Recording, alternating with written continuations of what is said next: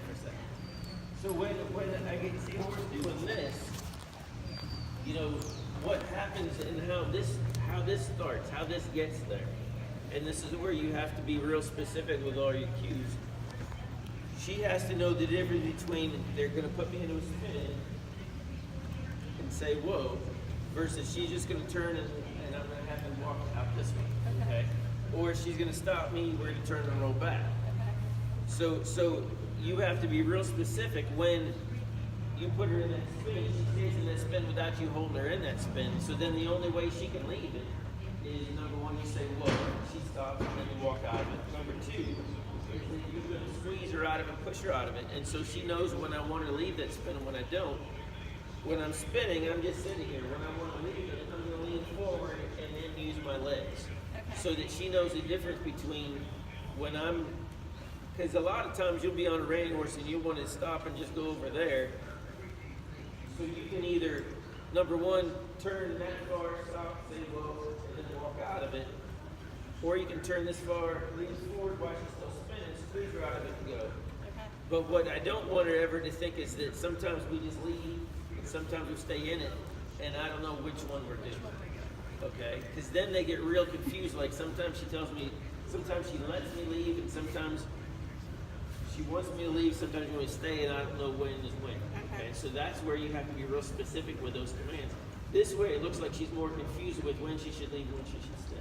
The other way she seems like to be a little bit more likely to stay playing. It's still, she just wants to quit that way. This way she doesn't leave. Okay? So be real specific when you're riding her in other ways, that when you stop and turn, that you don't just let her walk out of it ever. That you either cue her out of it or you stop and then leave. But that's where you have to be real deliberate with everything you're doing. And a lot of times people, until you get that wrapped around in your head, they get really confused because they're like, I don't know when we're rolling back. And you can see, you go to shows, see reiners, you ask them to spin and they roll back. And it's like, they don't know either. They're guessing at which one we're doing. So you have to be real specific with those commands, okay? The other thing, when you ride, whoa, you know, most of us will stop our horses 3 ways. When you say whoa, it means stop, back up 2 steps. If I just pick up my hands, it means stop, back up 2 steps. If I just sit back on my seat, it means stop, back up 2 steps. It's always back up 2 steps. I won't say whoa more than once. Right? As far as like, a couple times a day, she's open and it's before she's ready to work, she's not really thinking, she's just running. You say whoa, she'll stop, and you say whoa again. I won't say more than once. Okay.